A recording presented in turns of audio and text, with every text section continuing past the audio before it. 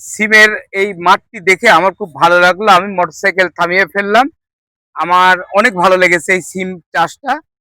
Rocky Sheikh Furqan ওনার নাম। উনি মালিগাছা গ্রামের একজন আদর্শ কৃষক। উনি স্বাবলম্বী হওয়ার স্বপ্ন নিয়ে এই সিম চাষটি করেছেন। সিম চাষি ভাই, আপনি একটু জাতির উদ্দেশ্যে কিছু বলেন।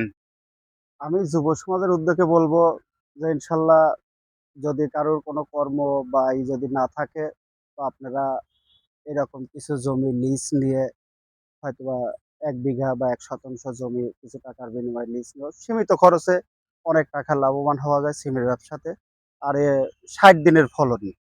60 দিনের? হ্যাঁ, দুই আচ্ছা। মাসের ফলন। আপনি 2 দিনে মানে 2 মাসের ভিতরে আপনি ইনশাল্লাহ কিছু টাকার মোটা টাকার অ্যামাউন্ট দেখতে পারবেন, এবং পার বিঘাতে আপনার 2 থেকে 3 লক্ষ টাকা ইনকাম করতে পারবেন। আর খরচ হবে আপনার 30 থেকে 40 হাজার টাকা। ধন্যবাদ। আপনি খুব সুন্দর একটি তথ্য দিয়েছেন। যুব সম্প্রদায় যদি ঘরে বসে না থেকে এভাবে চাষাবাদ বা ঘরের আঙিনা, বাড়ির আঙিনায় কিছু করতে পারে, অবশ্যই সে স্বাবলম্বী হ্যাঁ, হবে বলে আপনার সাথে আমি বিশ্বাস পোষণ করি।